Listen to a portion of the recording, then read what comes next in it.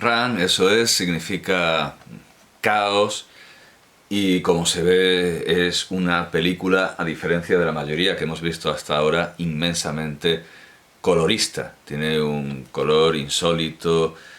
Naturalmente lleva la acción al Japón feudal, cambia a las hijas del rey por hijos, pero bueno, ya lo digo, es una de las versiones que mejor retratan el espíritu y el ritmo shakespearianos y desde luego, si no fuera porque está tan disputado el puesto de mejor película sobre el Rey Lear, porque hay tantas y tan excelentes, sin duda alguna Ran sería mi primera elección y yo creo que sí, sería mi elección para mostrarla a los estudiantes. Y en cuanto a lo de llevarlo a otra cultura, ya hemos visto en Tomaszewski lo de llevarlo al judaísmo, el rey Lear, Yiddish, el rey Lear, Yiddish. Bien, Ram, por supuesto, perfecta para los estudiantes, vivísima, vivaz, rápida, rauda, interesante, perfecta, bien medida. Después, ya casi como curiosidad, podemos añadir de Jean-Luc Godard, King Lear, de 1987, que cuenta como actores a Norman Mailer, a Peter Sellers, al director Peter Sellers, no al actor Peter Sellers, sino a Peter Sellers, a Leos Carax y a Woody Allen. Así que desde luego es una curiosidad que merece la pena tener en cuenta. Hay muchas películas en las que se ha querido ver el cañamazo del rey Lear, pero más bien corresponden a la parábola de los dos hijos del Evangelio según San Mateo. Hay una muy hermosa adaptación del Rey Lear, sin embargo, en La locura del rey Jorge, The Madness of King George, de 1994, de Nicholas Hytner. Y desde luego, así como, hay demasiada similitud con esa parábola del hijo obediente y del hijo, esa parábola en la que un padre le dice a su hijo, ve a sembrar o ve a arar.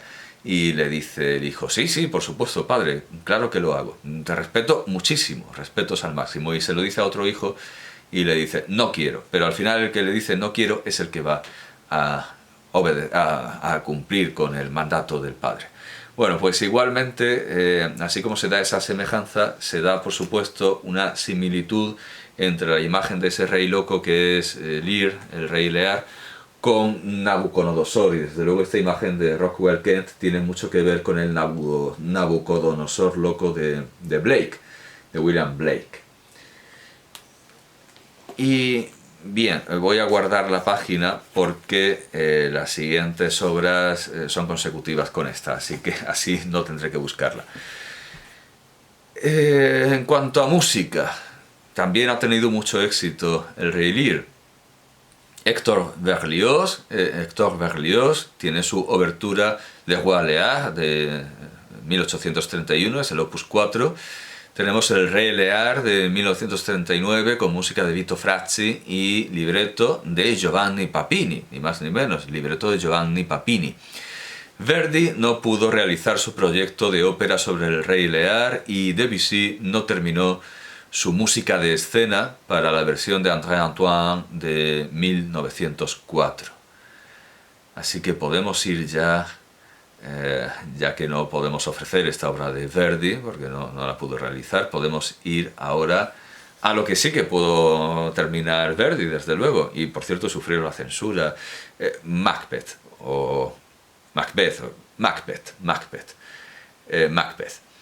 que aquí tenemos en una versión operística dirigida por Bruno Bartoletti en el Teatro Regio di Parma con la directora de escena Liana Cavani.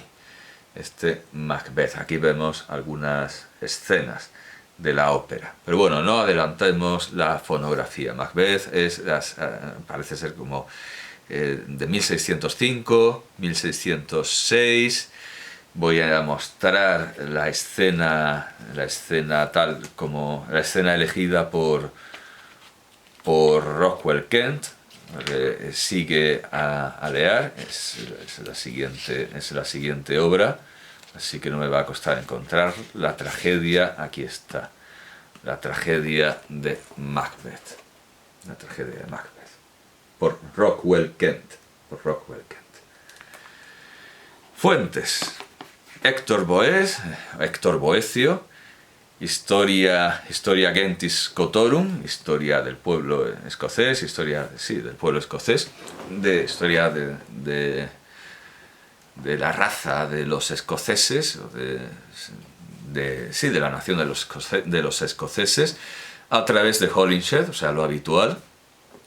Pero hay algo que no es habitual en absoluto, y es una fuente originalísima, que es la demonología, la demonología de 1597 del rey Jacobo VI de Escocia, antes de ser primero de Inglaterra. Es una obra con una historia rarísima, porque él sufrió un naufragio, pensó que habían sido las brujas que querían acabar con él y escribió un tratado contra la brujería, y desde luego esto está en la obra de Shakespeare porque se alude a ese naufragio. No sé si he dicho que esta obra fue... Sí, lo he dicho, pero no he ahondado en esto. Fue una de las censuradas por Giuseppe Joachim Novelli cuando se convirtió Belli en censor pontificio.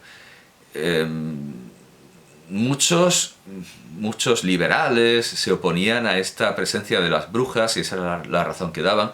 A Belli también le preocupa que el crimen de Macbeth tenga aparentemente un móvil sobrenatural, que haya algo sobrenatural que impulse a matar a Macbeth. Naturalmente hoy no podemos tomarnos la obra no podemos tomarnos a las brujas en serio, sino como un mito, como un símbolo, y en aquel tiempo los hombres ilustrados tampoco. Estoy pensando, bueno, es posterior, pero Pedro de Valencia, en este tiempo, bueno, también un poco posterior el doctor Andrés Laguna. En España había, yo creo que, más críticos contra la existencia de las brujas que en el resto de Europa.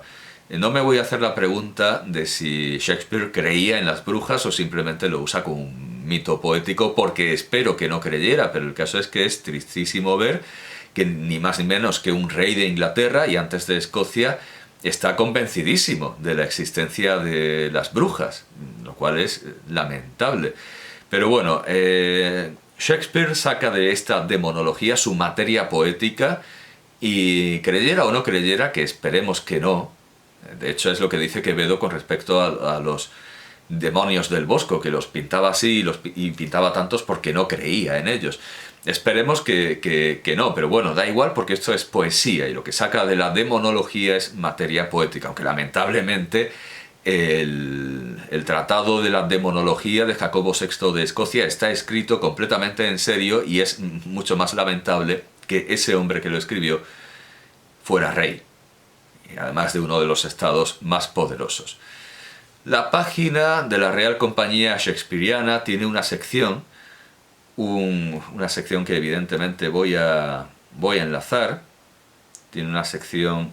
sí, además lo he estado enlazando en todas las páginas, y supongo que habrá gente que se haya preguntado por qué.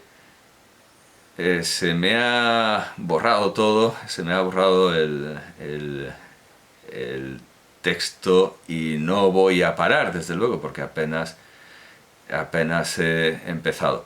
Bueno, pues tiene una sección dedicada a la obra escocesa, y ya lo digo que voy a enlazarlo. Ah, qué bien, lo he recuperado. Bien, si no, podría improvisar, naturalmente, tengo mis notas, pero tampoco... Aunque si me echo las notas es porque esta materia, Shakespeare, era bastante compleja, y desde luego requería tener los datos anotados. Mi memoria no da para tanto. Bueno, pues, como digo, tiene una sección con un anuncio intermitente y constante que pide donaciones. Tiene sufragio regio y tiene subvenciones de la corona, pero aún así siempre están pidiendo dinero. Bueno, supongo que como la Real Academia. Es que claro, he perdido el cursor, pero bueno, locum perdidi cursorem. Bueno, pues el anuncio siempre está, pero en todas las secciones. Esta sección está dedicada a la maldición de la obra escocesa, que es el eufemismo para no aumentar su nombre, que se considera gafe, como en Andalucía se dice la bicha para no aumentar a la serpiente. Según la leyenda recogida por la compañía, en el estreno de la obra, el actor que interpretaba a Lady Macbeth, porque a las tablas isabelinas no podían subir mujeres, esto quizá quien me escuche no lo sepa y debería haber sido un dato importante para dar en el teatro isabelino, a diferencia del teatro español, en el teatro isabelino no se admitían mujeres. Luego ya ni siquiera se admite el teatro cuando vienen los puritanos, pero en esa sociedad mucho más religiosa se consideraba una inmoralidad la mera existencia de las actrices. Y bueno, de hecho hay que recordar que en el ambiente luterano en el que crea y compone Bach, tampoco dispone de cantantes femeninas y que sus obras están escritas para niños de coro, que evidentemente no tenían las capacidades y la potencia vocal que sus obras realmente requieren. Igualmente, las obras de Shakespeare, los papeles femeninos no están hechos para un muchachuelo, para un mozalbete o incluso el propio Shakespeare, que pudiera hacerlo si fallaba algún actor habituado a hacer de mujer. Bueno, pues esto es una nota cultural quizá importante, que Julieta era un hombre, que Cordelia era un hombre. Todos los personajes femeninos de Shakespeare, todas las heroínas shakespearianas, fueron interpretadas por hombres. Mejor no imaginarlo, mejor no imaginarlo. Bueno, pues se dice que el actor que interpretaba a Lady Macbeth murió repentinamente y tuvo que sustituirlo el propio Shakespeare. Pues imaginemos a Shakespeare haciendo, sí, de Lady Macbeth todavía, pero de Julieta. Según otra leyenda, murió el actor que interpretaba a Duncan, a Duncan. Estoy pensando en cuidado también claro, he mencionado algunas óperas barrocas basadas en Shakespeare o fantasías, mascaradas, burlas, no eran propiamente la obra de Shakespeare, eran refundiciones, pero bueno, hay que tener en cuenta que en algunas de estas obras los papeles masculinos los hace un castrato, los hace un cantante castrado o un capón, como se decía en España. Y eso no tiene nada que ver con la masculinidad que se le suponga o no al personaje, porque al público le encantaba ver a César, a Alejandro, a cualquier héroe de la antigüedad con esa voz de lo que ahora sería una soprano o una mezzosoprano, esa voz feminoide de los cantantes castrados que algunos sopranistas varones hoy intentan reconstruir sin pasar por la operación quirúrgica necesaria, y son artistas muy esforzados y desde luego muy entusiastas. Bueno, pues eso, que una daga que debía ser de Atrezzo no lo era y murió el actor que hacía de Duncan en la realidad. Murió de verdad. Nada de esto tiene mucho sentido y más razón habría para considerar gafe a Enrique VIII. Mucha más razón habría para considerar gafe a Enrique VIII, con la que salió ardiendo todo el teatro, hasta los cimientos. Lo que sí suponemos que es real es el tumulto de Nueva York en 1849, provocado por el enfrentamiento entre los admiradores del Macbeth del actor americano Edwin Forrest y los del inglés William Charles Macready. Y también que las medias de Charlton Heston, ya lo he dicho antes, salieran ardiendo en el montaje de Las Bermudas de 1953, aunque bueno, claro, que mayor catástrofe que ver a Charlton Heston con mallas, con medias en Las Bermudas. La Real Compañía, por cierto, grandísimo actor shakespeariano, Charlton Heston, y también Vincent Price y muchísimos otros actores que no tienen la etiqueta de actor shakespeariano como Olivier, pero que son infinitamente mejores que Olivier, todos ellos.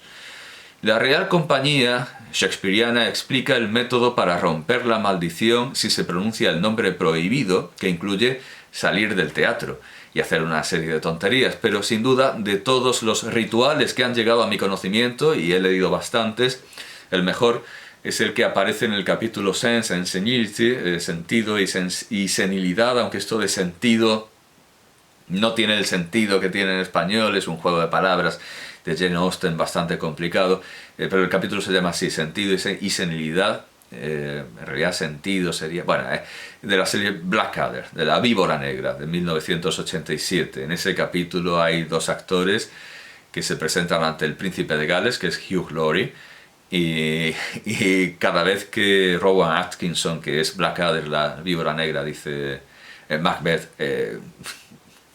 proceden a este ritual de exorcismo, este ritual apotropaico. Versiones de Macbeth recomendadas, versiones cinematográficas recomendadas, pues ya lo he dicho 1000 veces. Orson Welles, Macbeth, 1948, que es la obra más importante, sin duda alguna, y para mí incluso shakespeariana, aunque la cosa está muy difícil, porque ya vemos, tenemos a Rand, tenemos a Kurosawa.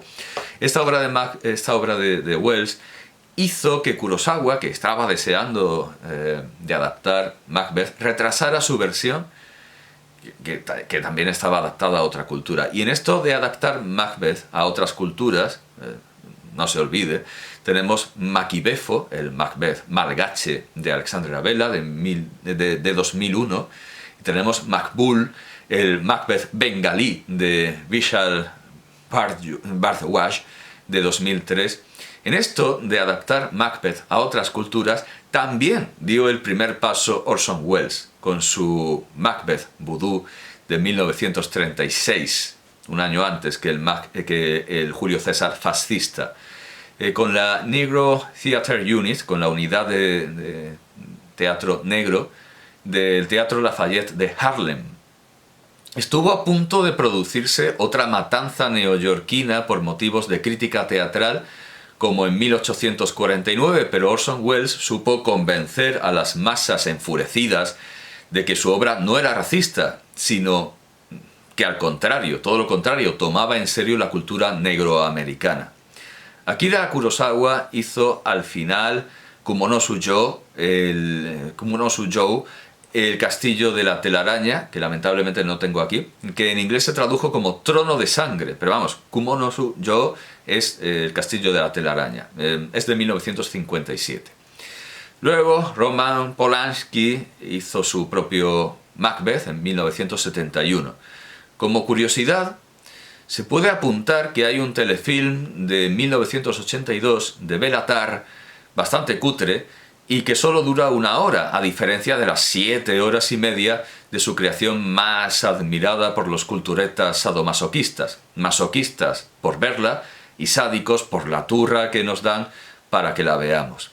En cuanto a música, ya lo he mostrado, está el Macbeth de Giuseppe Verdi con libreto de Francesco Maria Piave y Andrea Maffei. Tenemos también, además del Macbeth de Verdi, la música incidental para coro y orquesta de Camille Saint-Saëns, de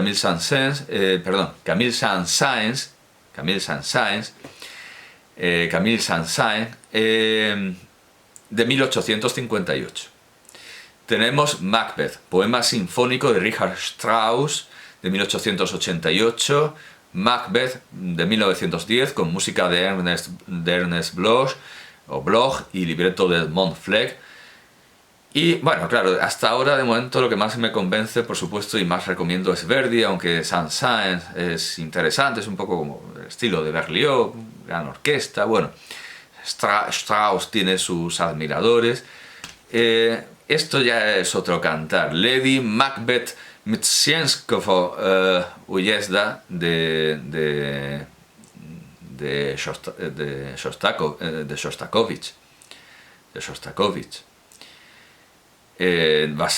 Es Lady Macbeth del distrito de Mtsensk de 1934, basado en la obra de Nikolai Yeskov, con libreto de Alexander Preis. Es un libreto de Alexander Preis con, naturalmente, el argumento de esta adaptación que hizo Yeskov, que es una adaptación a tener en cuenta mucho más, desde luego, que el Romeo y Julieta de Aldea de Kela. Macbeth. He mostrado ya a... no, no lo he hecho, no lo he hecho. Vamos a ver el Macbeth. Por cierto, que tengo aquí otro Macbeth que compré pensando que iba a ser otra cosa. Y desde luego, en fin. Desde luego pensé que iba a ser otra cosa. Por cierto que dan bastantes variaciones del nombre en estonio, lituano, letón y ruso. Macbeth, Macbeth, Macbeth, Macbeth. Bueno, pues compré este Macbeth de 2006 que viene en ruso, lituano, no, un segundo, lituano, sí, lituano y estonio. Y estoy viendo quién es el director, pero no... Sí, vamos, si venir viene, pero en una necesito la lupa o algo, porque está en rojo, en una letra finísima, sobre fondo, sobre una fotografía con rejas, o sea, no se ve nada. Pero esto es una película anglosajona, pero aquí viene en ruso y, en fin, no sé por qué.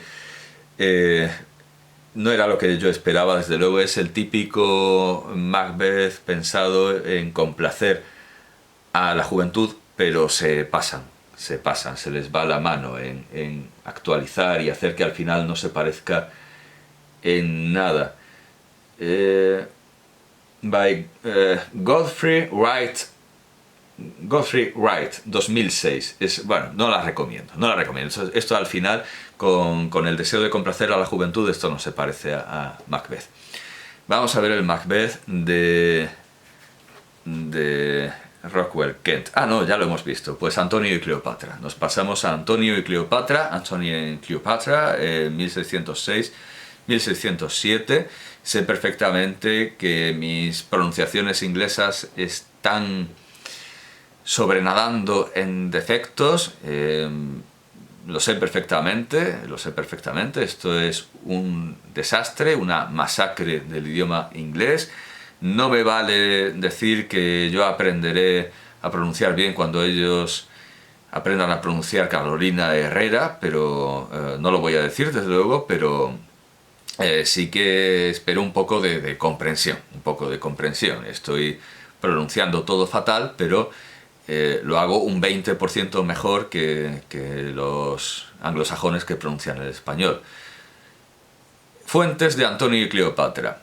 Plutarco, por supuesto, a través de la traducción de Sir Thomas North, Lives of the Noble Grecians and Romans Compared Together, 1579, añadiendo muchas licencias como que se juegue al billar y otras veces tomando a North, sin embargo, palabra por palabra hasta llegar al plagio. Lo que me recuerda que no he dicho que en Troilo y Crésida se cita a Aristóteles y a Alejandro Magno y naturalmente eso en la guerra de Troya es un anacronismo más bestial que todos los que hemos visto hasta ahora. Versiones cinematográficas recomendadas, sin duda alguna, la única película dirigida por Charlton Heston, su Anthony y Cleopatra, de 1972, que es una coproducción del Reino Unido, España y Suiza. Y en cuanto a versiones musicales de Ethel Smith, tenemos la obertura para Antonio y Cleopatra de 1890, y tenemos también Antonio y Cleopatra, Opus 40 de 1966, una obra modernísima, con música de Samuel Barber y libreto de Franco Zeffirelli. Le escribió un libreto Zeffirelli a Barber.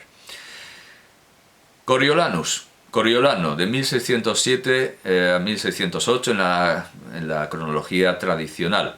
Las fuentes, por supuesto, Plutarco a través de North, la vida de Coriolano, con las consabidas licencias. En este caso, que se cite a Catón siglos antes de haber nacido o que Delfos aparezca como una isla. También son fuentes William Camden, Remains of a Greater Work Concerning Britain, de 1605, para el apólogo de Menenio Agripa. Parece ser que Shakespeare saca de ahí este antiquísimo cuento moral para justificar el orden establecido, el status quo.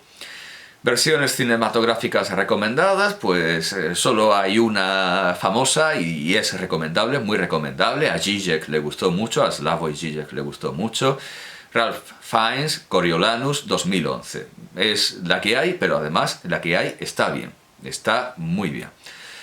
En cuanto a música, pues hay que decir que Beethoven no escribió su obertura Opus 62 para la obra de Shakespeare, sino para la de Heinrich Joseph von Collin.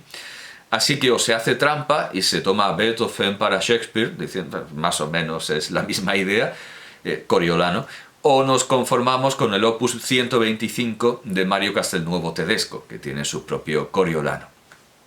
El Coriolano de Kent. Vamos a ver si... bueno, el Antonio y Cleopatra primero, que me lo he saltado. Antonio y Cleopatra. De hecho, ahora sí que se recupera el orden cronológico. Ilustración de Rockwell Kent para Antonio y Cleopatra de William Shakespeare. Vemos a una Cleopatra que se refugia en Antonio y lo seduce y lo lleva por mal camino, por muy mal camino. Desde luego los dos acaban muy mal. Lo está mal aconsejando, porque Cleopatra es una mujer muy peligrosa en política.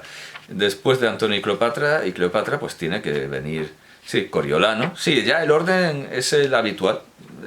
Esta edición de Cambridge es mucho más cronológica, que bueno, también coincide que en el tiempo estuvo haciendo obras de tema similar. No echaría las campanas al vuelo sobre el orden cronológico. Bueno, pues aquí tenemos la tragedia de Coriolano, pero esta no es la madre de Coriolano, no tiene edad y además se le marcan los pezones, que no sé si voy a poder enseñarlo aquí. Son matronas, parece ser. La tragedia que ha acaecido nos ha cambiado. Bueno, son matronas, son romanas, supongo. No entiendo que sea la madre de Coriolano, no tiene edad de ser la madre de Coriolano, son romanas. Es el pueblo, Rockwell Kent representando al pueblo. Y después tenemos Timón de Atenas, 1607-1608, a ver si hay suerte y sigue, no, o sí, sigue Pericles. Ah, no, sí, Timón de Atenas, ya estamos en buen orden, ya no hay que buscar. Ya viene, y desde luego unas cuantas obras atrás también seguían el orden cronológico tradicional, clásico. La vida de Timón de Atenas. La vida de Timón de Atenas. Aquí tenemos al propio Timón de Atenas. La vida de Timón de Atenas de 1607-1608, según algunos en colaboración con Thomas Middleton, tiene como fuentes a Painter, el Palacio del Placer, Plutarco a través de North, lo habitual. En cuanto a música, la hay y muy antigua, de 1678, es la música incidental para la refundición de la obra por Shadwell, obra del músico que firmaba a veces, como esa es la firma más completa en latín, Lodovicus Graveu of Chalon in Catalunya. No sé qué ciudad de Cataluña o qué pueblo es Chalon, quizá Salou, no lo sé. No lo sé. Era un músico catalán que parece ser que fue discípulo de Lully en Francia y luego trabajó en Inglaterra, pero se sabe muy poco de él. En 1694 también musicaría Timón de Atenas, una refundición de Timón de Atenas, Henry Purcell. Pericles, príncipe de Tiro, que es la obra que sigue, es la obra que está a tiro después de esta, hacia 1608-1609. Las fuentes son la Historia Apollonii Registiri, es la historia de Apolonio, la misma que nuestro libro de Apolonio medieval, a través de John Gower, la Confessio Amantis de 1393, adaptado por Lawrence Twain en The Pattern of Painful Adventures. Ben Jonson, que a veces era amigo de Shakespeare, pero a veces tiraba a dar, lo llamó cuento mohoso.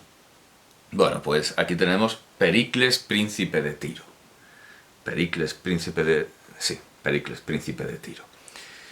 Después se canoniza, se considera que es de Shakespeare, una colaboración en la edición de 1609 de la obra anónima atribuida a Robert Greene, Bueno, o a Thomas Lodge Mucedorus de 1590, aunque esto puede ser que fuera del propio año 1590, con lo cual sería una refundición previa y sería una razón por la que